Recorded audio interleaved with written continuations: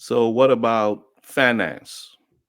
Of most, you know, all entrepreneurs starting up at times, finances it can be an issue. Getting that, whether you're going to a bank or maybe you're going to a family member, a VC or something like that. What have been your experience or advice that you probably gave to someone who's starting a business? So I think for me, the finance, again, I made myself go through a process of learning business. As I said, you can't jump on doing something if you don't know, you know, anything. So I knew healthcare, but business is very different doing it. So I did get my hands dirty, or let's say I did get an experience through my husband's business. He's in a completely entirely different business, food business, which is I have no understanding and experience. But what I liked about it, it's a business, Right. and a lot of elements in the business stays the same, right? As you were talking about the finance and management, these are the same element that goes in every business. So I wanted to learn it. So I become a part of his business in order to learn these skills, sales skills, management skills, the finance skill. And I think that really helped when I started MediPocket, that finance didn't come to me completely as okay, now what to do. So it wasn't that hard. I knew how to approach people with finance, when is the right time and what right elements that will attract other people, right? Especially when you Mhm. go to the bank, it's easier to get the money from the bank, quite easier. The thing is, because they're not taking any risk. They're literally giving you in with the securities that they will get this money back, right? So they do make sure that. So it's not the hard part to get the money from the banks. But when it comes to get the money from other person, which could be a family or friends, your angel investors or VC, they are taking the risk. They're totally taking the risk with no guarantee that this money can come back. Mhm. Even if the base amount can come back, forget about the multiplies of it. So Right. that's a risk. So how can you make someone believe in you and have a confidence that what, you will be able to pull it? Now they all understand, especially the VCs and angel investors understand the risk, but they take that first kind of based on what they see and what they hear. And obviously your history goes along with you. You cannot build the history today, as I always say. It has to Hmm. be built. So they see in that, they see your expertise, they see a lot of things which every VC see in different ways, and then they take that bet on you.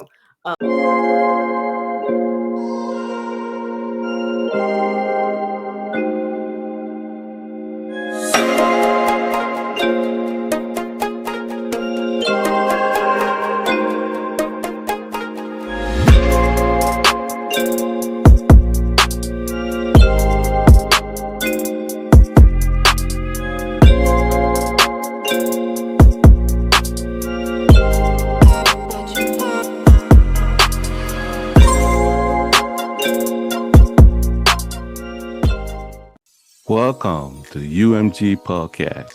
I'm your host, Jerome Sheldon. As always, we have a beautiful show for you today. Now, if you're new to this channel, we ask you to please like and subscribe in the link below. So, without further ado, let's get started.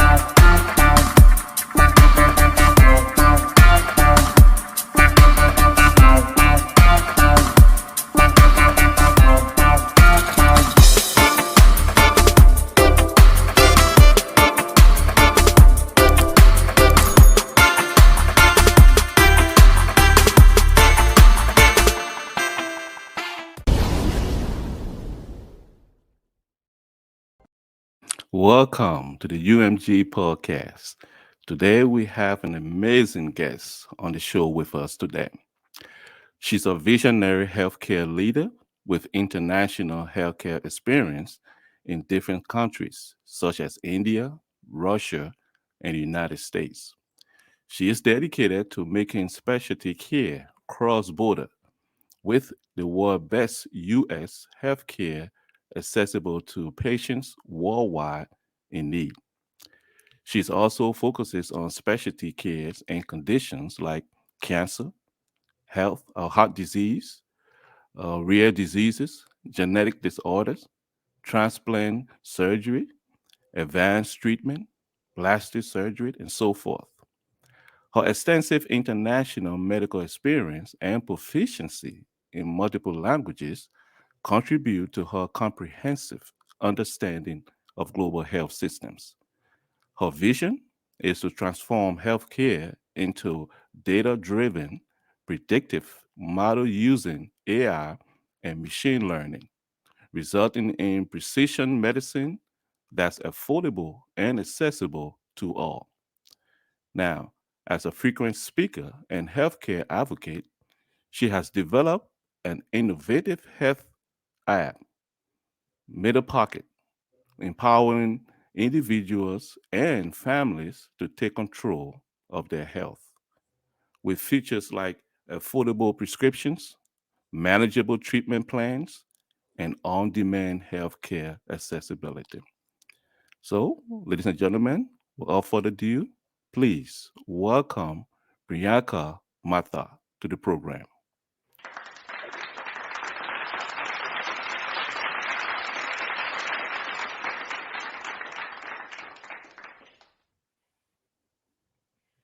Thank you, Jeremy. Thank you for having me.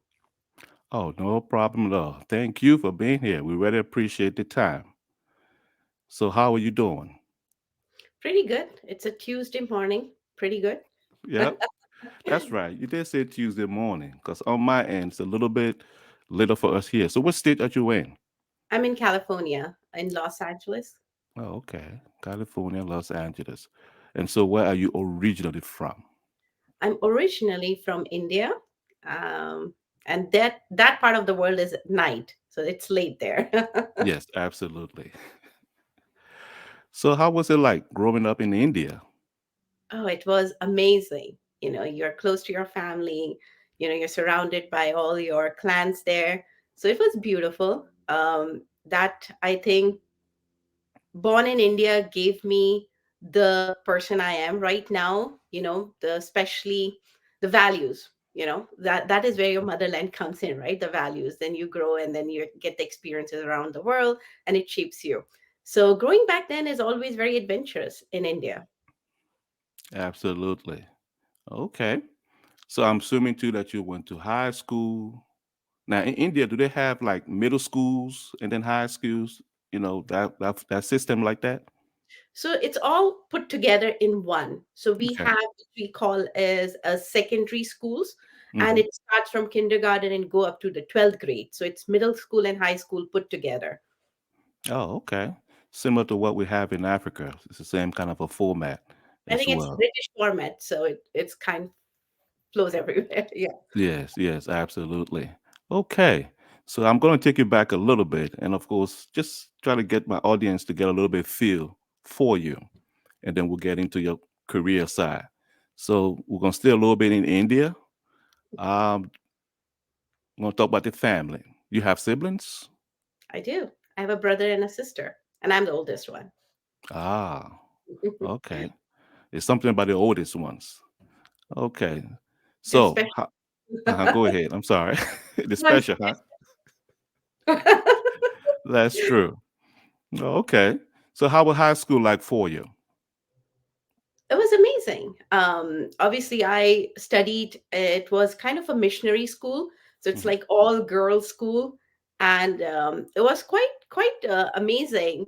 But I think it definitely didn't prepare well for college, which was a co-ed for us. So that was a very interesting transition for me to learn that part of the world where I can study with boys together because 12 years of my life, in fact, 14 years of my school life, it was all girls school. Hmm. So I can see we have something in common because I went to St. Patrick High School. It was Catholic school, but it were all boys. Oh, boy. Okay. Yes, most people always had that conception. Ah, you're not going to, you're going to miss out. It's always nice to have the cool air, but I mean, we did pretty good with the all boys school. It kept us out of trouble too and focus on our lessons. True. Okay, all right. So, what about college? Did you attend college in India? How was Um, that like? I went to college in Russia. So, Mm, I did my schooling, which is until 12. And then mhm. I went to Russia for medical school. So I directly from my 12th grade, which is kind of high school, directly went to college in Russia, medical school. Oh, okay. Yeah. So the area you went in was medical. Now, what the interest came about in medical healthcare? How did you develop that interest, or where did it come from? It came from a very innocent mind when I was 5 years old. Mhm. And I used to see doctors in the white coat, and you go to the doctor, they do some magic, and then you get better. Right. So for me, the doctors were like these magicians that do something and it makes you feel better. And that made me really like, interested in doing, get into healthcare. First of all, the white coat looked good. So that was something, you know and then the Uh-huh. other thing is this person, this kind of like, oh, they're the magician or something they do and people get better. And that's what at the age of 5 I understood about healthcare. Hmm. And for all interesting reasons it just stayed like that. I mean, when you're a young kid, generally it changes, right? As you Hmm. go into high school, and or from middle to high school, it changes what you want to be. For me, interestingly, it never changed. I Since 5 year old, I always wanted to be a doctor in healthcare, so stayed like that. Oh wow. Did you have any family members that were in the medical field? Anything like that? So both my parents and grandparents are lawyers and judges. So there was no in the very close vicinity that were doctors. Yes, Right. my uncle, I would say, is a doctor, and my cousin. But when I was very young, my cousin wasn't a doctor at that time. So Very interesting. Yeah, because I was asking that question because a lot of times, so children, when your parents are in that field, you kind of lean mhm, towards that, but you went completely the opposite. You yeah. know, being a doctor. Okay, and you have done some nice things too. So we're going to touch up on some of those things. So when did you come to the U.S.? I came to US. So I did my medical school in Russia. Hmm. That was a 6 years. Then I went back to India, worked there for 2.5 years in India, in Delhi and Rajasthan, the two states in India. And then I came to United States in 2009. Hmm. How was that how was that transition for you coming to the U.S.? Coming to US was not a very huge transition, to be honest, because Hmm. again, I studied in a British school. So I mean, one way Western culture is something I was exposed to at a very early age. The Hmm. language wasn't a barrier again, because English, in India, it's our second language. In fact, it's our first language in many states. So Right. the language wasn't a barrier, the culture wasn't a barrier. So coming to United States was not kind of like, cultural or that kind of a shock. Hmm. But going to Russia was a very different story. Mm. Yeah, that's what I was thinking because you went from India to Russia, and then left Russia, went back to India, and then at the States. So what was the difference for you, Russia and the U.S.? Quite big. Mm. So language, number one, right? Russia is not as multicultural and multinational national at that time. Now things have obviously have gone a little different. I was there in 2001. So Hmm. at that time still it was coming about out of that separation. Hmm. So the language was one of the very big barrier. I completely came out of India with no and like even the alphabets of Russian, so that was a struggle, communication. And then the culture was very different, a little different. Hmm. So Yeah. those were the two. And one of the another biggest shock was that I'm a vegetarian. So, and Russia doesn't support vegetarians at all. Even till Oh, today, I think they don't support oh, vegetarians. wow. That was another starving experience. Like, okay, what I'm going to feed myself? Oh wow, vegetarian. And that's my wife. That's us. Area. That's our area of vegetarian. Oh Okay. okay. Oh wow. As you were talking about Russia, now can you speak fluent Russian or I bits used and to pieces? be very fluent, so I can Hmm. still read, write. My fluency has gone a little down, honestly. But yes, I used to speak very fluently, but I can still read, write, and understand Russian very well. Oh, okay. All right. Well, that sounds good. So I guess we know a little bit about you. You know, grew up in India, went to Russia for college, went back to India for some time, and then came to the States. So now we're going to pivot into your career and see how things got started for you. So when you first started, where did you start first in terms of a career, employment wise? Where I started my first healthcare employment was in India. Hmm. I worked there for 2.5 years at two hospitals. So that was my first starting in the healthcare field. Working Hmm. obviously in the college time, I did get myself into doing, the odd jobs as we all do, right? Part-time jobs, teaching Right. and all that. But the proper healthcare was when in India I started as first. Oh, okay. Was it always what you thought it was when you first started? It's a difference when you're out of school and now you start a job. That is a good one. So my experience when I first started working as a doctor, now, doctor is a profession where people are really putting their life in your hand, right? And you Yeah. generally want a very mature person in front of you to take that kind of confidence. Mm. Now, as a young doctor just out of college, I had nothing that was very mature where people can have that confidence except the white coat, right? Right. It had that all that, the baby face and everything. So Mm.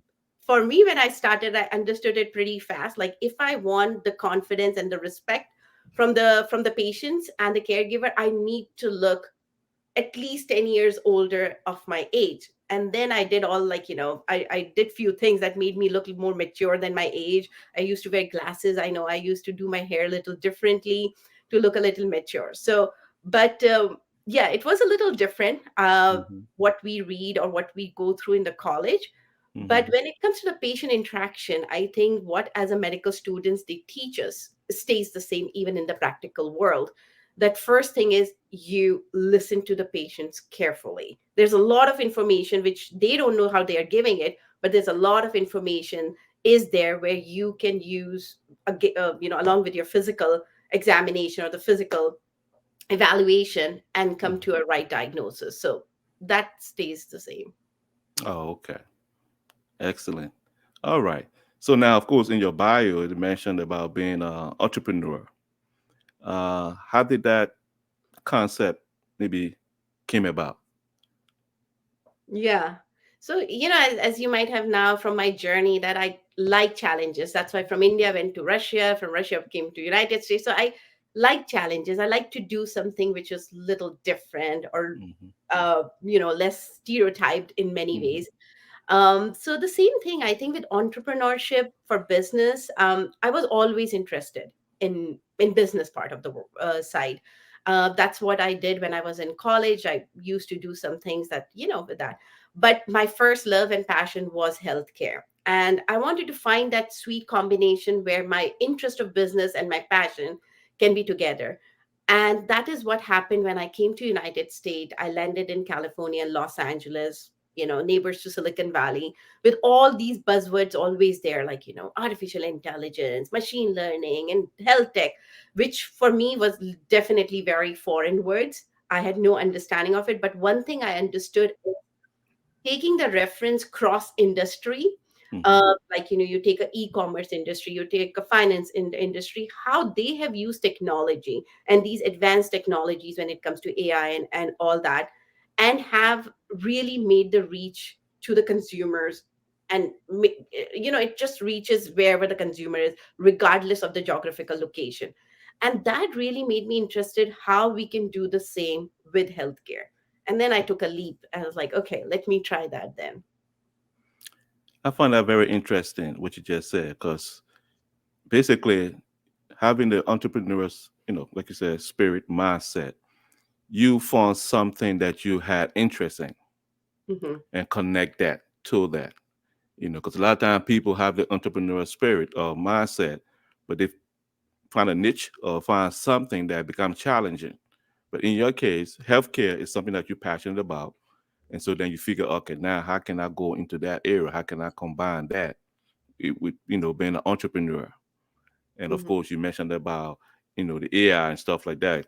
Because I do know that you focus on data driven. And I'm assuming that's where the AI come into play. But before we go into that, just want to know a little bit more about MediPocket, and I'm saying it right. And Yes, you. of course, that's a company that you founded. How did that come about? So, the word MediPocket came with the purpose that I want to do, or the vision that I had. Using technology, make the healthcare reach beyond borders. And MediPocket is like medical part of Mhm. healthcare. So medical in your pocket. That means wherever you go, you can take your healthcare with you. So that's how the word MediPocket came. We started with prescription vertical first, solving the problem of American affording the prescription medications by partnering with pharmacies in US, Hawaii, and Puerto Rico, and then we added the cross border to it. So the MediPocket then now is currently cross border care, where we connect patients, you know from other parts of the world to the specialists in United States. And we'll go into a little bit, I think, in detail later, that what we mean when we say affordable and accessible part to the MediPocket. But the idea behind is like removing the borders and connecting the patients and the doctors wherever they are, and in whatever they need in. Mm, wow. And of course, I noticed that you use an app. Uh, is that how the process came about? Trying to gather the data from an app. How did you approach that in trying to put together that process? Mhm. So it's a platform. Mhm. We do have our apps, but we have the website also. So that's like, Mhm. online platforms are there. Patient can come from where, either through our website or through our app. The Mhm. data part is where, as I said, as we were talking about, like, in medicine, when we are studying medicine, it's all about listen to your patient. The information is all there, right? Exactly the same thing is with data. Data has all the information which is needed to make the very right diagnosis or the treatment plan. Sometimes it's more about your past than your present, in Mhm. medicine. And that's Mm. what the data power is. So, we had our own data, but then we also went to the particular partners, healthcare partners, to get access to their data, so that we can have our machines learn from their data, because you really need a variety and a big amount of data for your machines to get intelligent. So we obviously initially didn't have that amount of data, so we went and partnered with the healthcare institutes, and used their data to make our machines learn. But very simply, from the patient side, which is the consumer side, it's very simple. It's very, like, not high tech that can make them overwhelmed. It is very simple how you will interact with your doctor, but instead of a physical doctor, you're interacting with a virtual doctor. So our interface is very, like, interactive, and more uh, patient doctor conversation from the real life driven. Mm. Oh, okay. Yes. One thing when I was reading up on your bio and stuff, and came across this interesting phrase: AI and medicine intersection. Can you tell us a little bit more about that? Yeah. What is that concept? I always believe, see, the intersection is when two best things are coming together, right? Or two Mhm. different things are coming together. Mhm. Healthcare is very different than technology. AI is for the scientists, like, these smart engineers, and Mhm. healthcare is for doctors. Now you are marrying all of them, bringing them to an intersection where both of them can really blend in a perfect way to solve the problems more efficiently. And I feel like anything when we do in health tech, using whatever technology you want AI, blockchain, whatever it is, it we should keep the patient at its heart. That Mhm. means our solution should be able to cater to the patients, and then to providers, and then to payers. Like, for me, that is how it should flow. So it should be solving the problem firsthand for the patients, and they can use these solutions efficiently. And that's why I always say this is an intersection where we bring these best together and try to blend them in the most efficient way, which patient and the doctors can digest. Yes, absolutely. Appreciate that. Now, that's the concept. That's the strategy, so to speak. But now let's go into the process. Of course, as I mentioned, you know, the podcast, many, our listeners are those who maybe on a entrepreneurial journey, and they're trying to they have their minds, they have things up in their mind, and they're trying to figure out how they can bring it together, so to speak. And so, want to go through now your journey with MediPocket, a MediPocket. How was the concept? How did that concept come about? What's some of the stuff that you did, to make that go forward, so to speak? Mhm. I think things have changed over time a little bit. In the very starting days of my entrepreneurship journey, when I used to get platforms like you, I do speaks on various platforms. I used to be like, entrepreneurship is all about just start. Startup is like just start and all that Mm-hmm. kind of a thing. Right. Over the time, I think when you go, you get mature, you understand, right? Now, what I say to any upcoming entrepreneurs or the people who are looking to start something, Mm-hmm. it is really an important the most important thing is for you to really know why you are doing it. What can be later, why has to be the very first thing that we need to talk as an entrepreneur. Do I really want to do it to make an impact or solve something big or small, but solve something?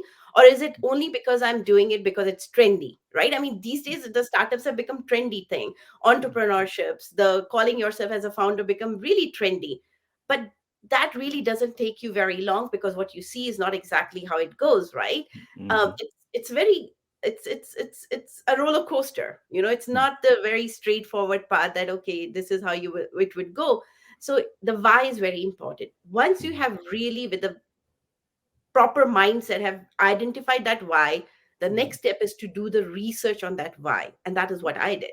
So I knew the problem because I firsthand experienced that the problem by working in these countries, that what the patients lack, right, what the patients look for, and they have a difficulty approaching or accessing. So I knew the problems there. So it's all, for me, it's all about building that efficient solution.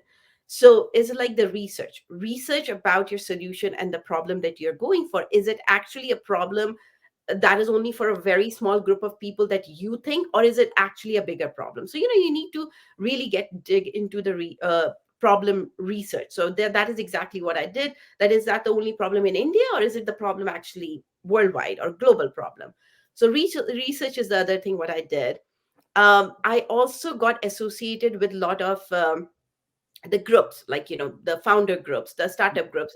I'm being a female and an immigrant female in United States. I actually tried to find the groups that resonated with me. So I won't go to the groups of a Stanford alumni, right?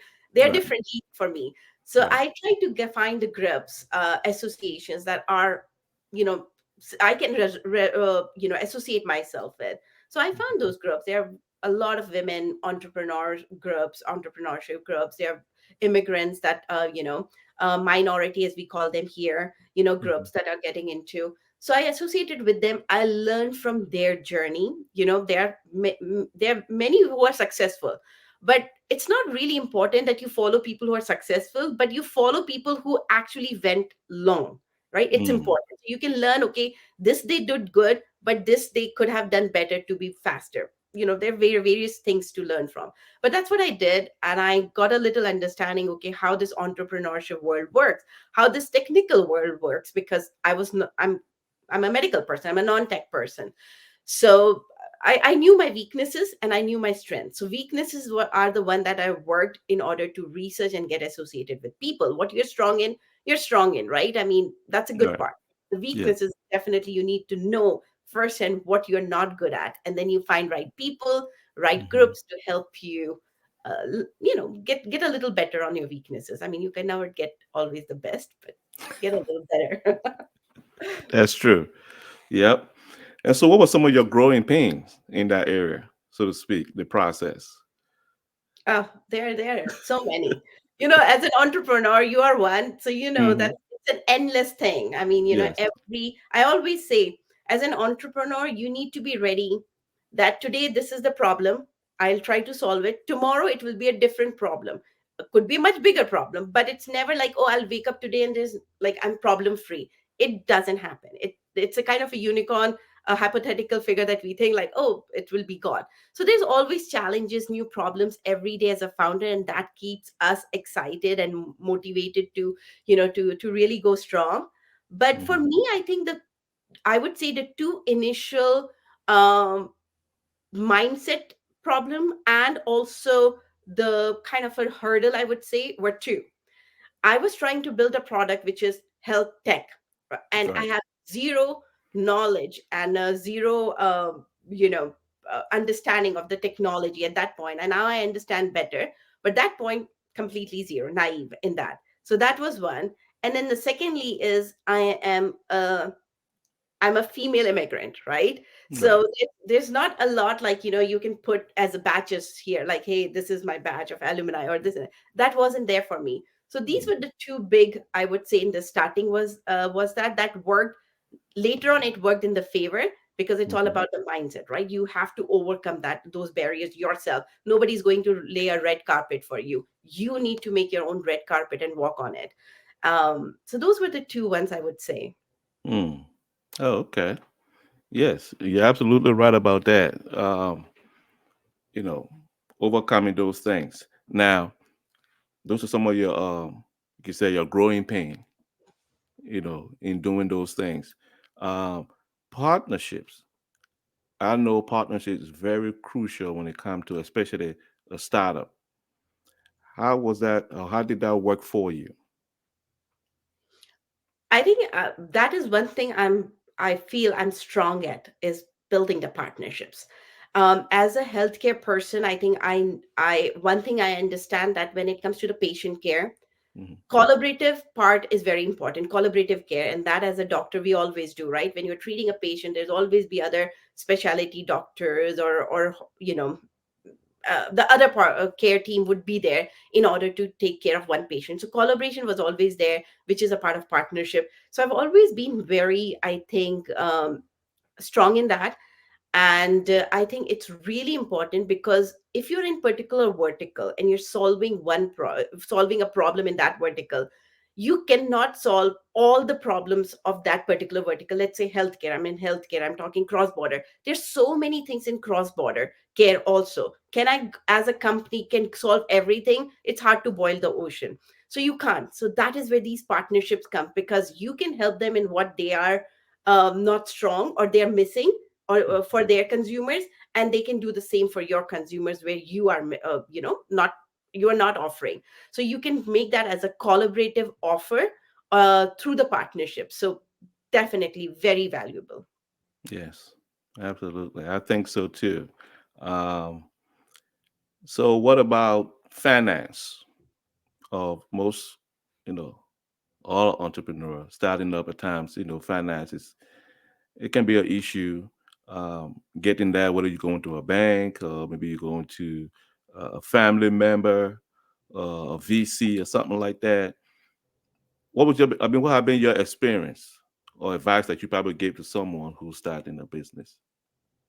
So I think for me, the finance, again, I made myself go through a process of learning business. As I said, you can't jump on doing something if you don't know, you know anything. So I knew healthcare, but business is very different doing it. So I did get my hands dirty, or let's say I did get an experience through my husband's business. He's in a completely entirely different business, food business, which is, I have no understanding and experience, but what I liked about it, it's a business. Right. And a lot of elements in the business stays the same, right? As you were talking about the finance and management, these are the same element that goes in every business. So I wanted to learn it.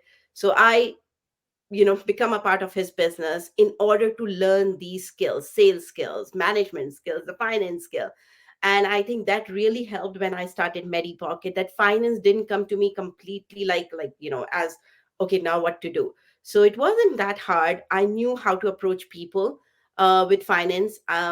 When is the right time and what right elements that will attract other people, right? Especially when you Hmm. go to the bank, it's easier to get the money from the bank, quite easier. The thing is, because they're not taking any risk. They're literally giving you in with with the securities that they will get this money back, right? So they do make sure that. So it's not the hard part to get the money from the banks. But when it comes to get the money from other person, which could be a family or friends, your angel investors or VC, they are taking the risk. They're totally taking the risk with no guarantee that this money can come back. Hmm. Even if the, the base amount can come back, forget about the multiplies of it. So Right. that's a risk. So how can you make someone believe in you and have a confidence that what, you will be able to pull it?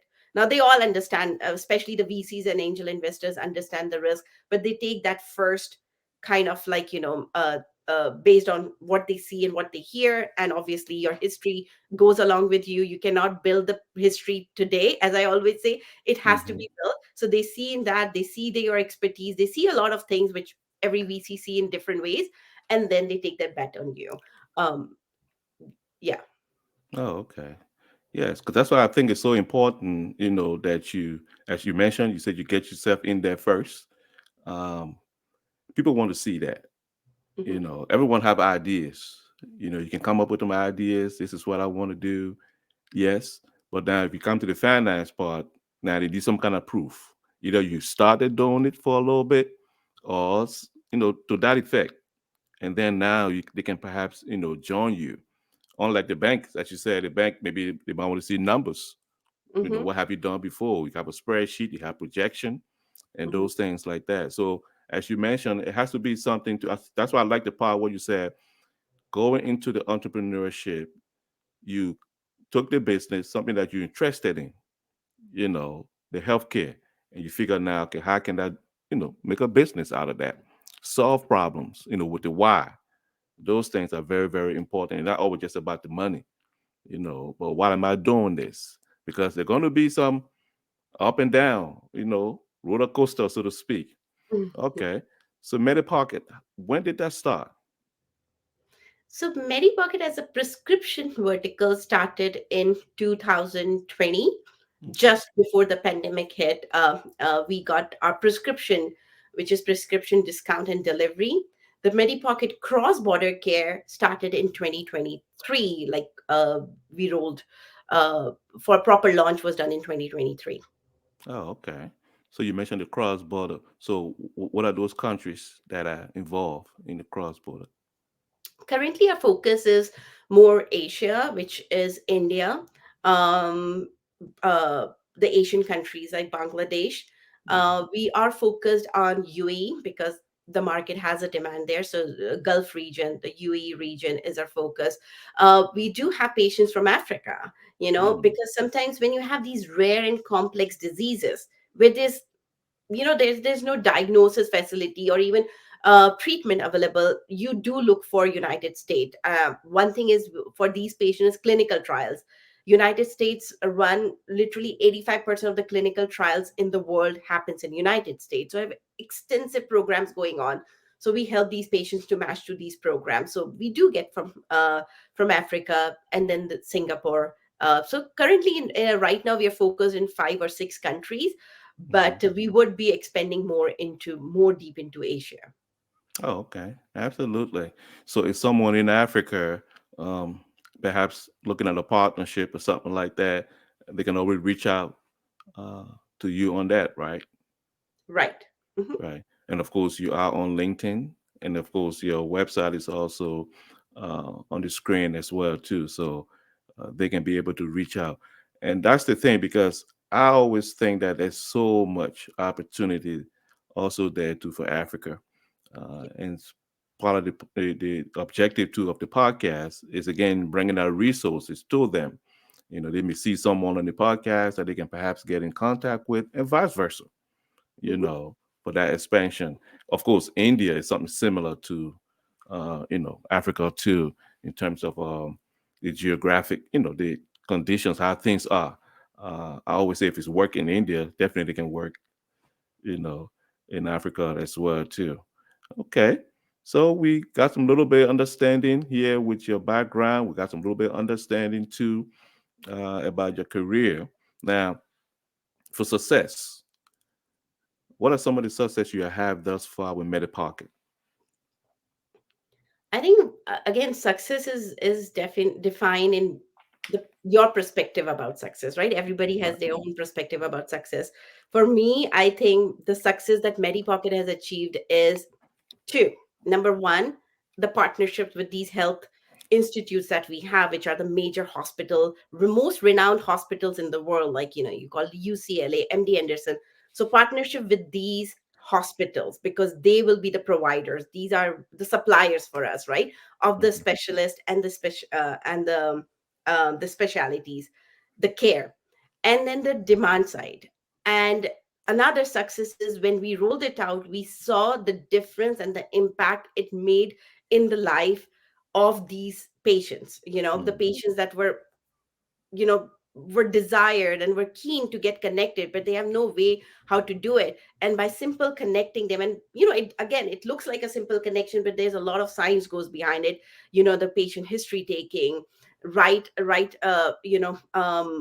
standardization, right formatting, which is accepted by the US standards of these patients documents and all that. And then finding the right match, which hospital or which specialist would be right for this condition, for the patient condition stage, also. So those, I think, the first initial, I would say, the first patients of ours, when we were able to help them to match to the clinical trial programs, to match to the doctors for second opinion and the treatment, that was a success, because what you thought is a solution Mhm. actually proved to be a solution, because these patients then, when were able to follow the guidance, it made the difference in their, the treatment or whatever it is.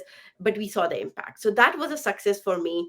And then, as again, going back to, as a female immigrant and a doctor, non-technical person, the before that, the success was, I thought of something, it was an Mhm. idea, I was Mhm. able to work on that idea, and actually from brain to the world, that idea I was able to bring, in reality. So that was another success that I will say. And then there's a number game, which obviously you get excited every time you see the numbers going up, but I still feel that to be a secondary, those two first to be my primary successes. Yes, absolutely. And I asked this question too because, as you mentioned, success is, I mean, has different definition. A lot of times people hear success, now they go into, oh yeah, the business started with this, now we're making this much. Nah, as you mentioned, just the fact that you had the idea in your mind and you're able to bring that to fruition, that's a success.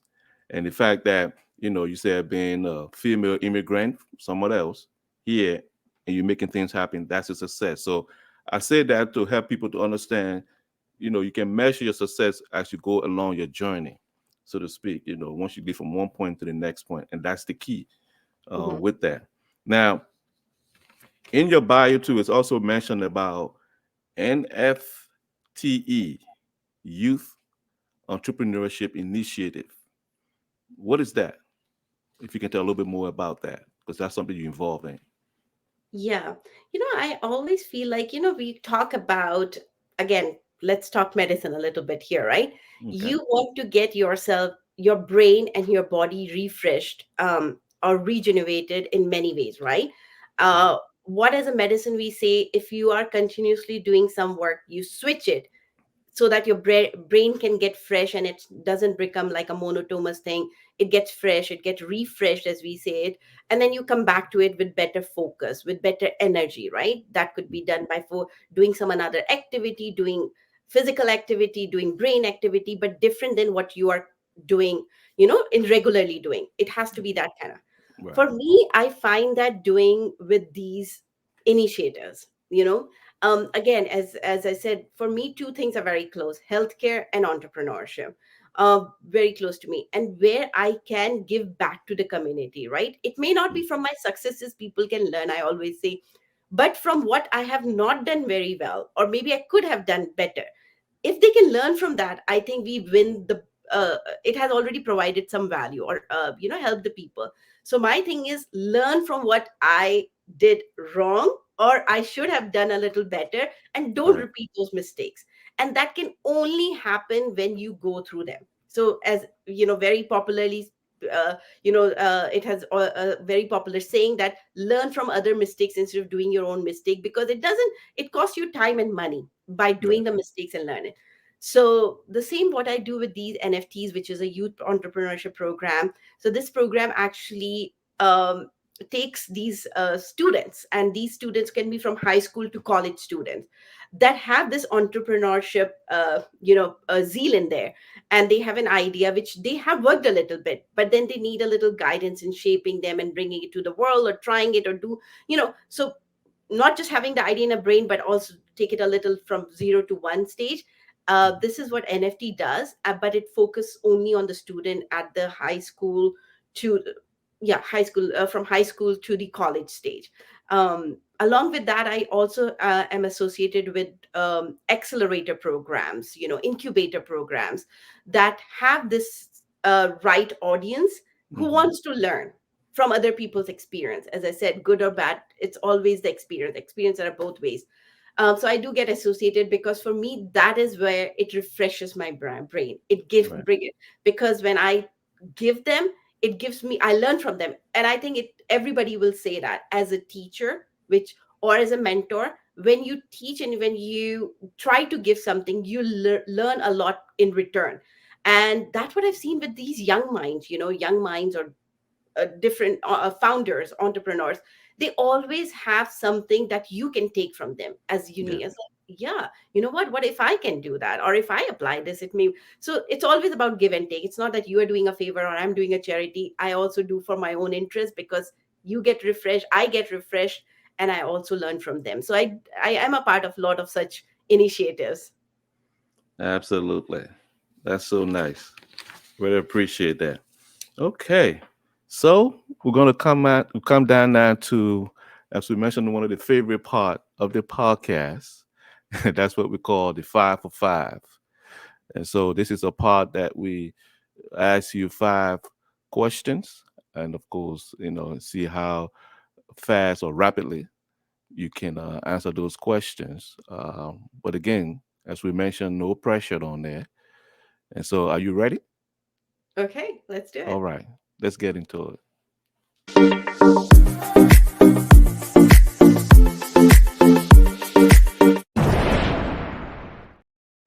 Okay. So, the very first question here is your favorite movie. Oh, we just talked about it the other day, Independence Day. Independence Day. Okay. What is that? Have you watched it? It's Yeah. 20s movie. And the best part I like is the last speech of the president. We will Okay. not let the humanity go, right? The human race will live. So that's my favorite part of it. Okay. All right. Yeah, I do like that movie too. Okay. And the next one here is your favorite food. It's Indian food, and I mean, if I give you the name of the item, you may not able to, but It's an uh, Indian dish. it's an Indian dish. Okay. Well, you can give the name. I'm sure there'll be some folks watching in India. So I love samosa chaat, and Okay. my Indian friends will able to relate it. That's the best one. So I love samosa chaat. Okay. It's not interesting too. What is it made out of?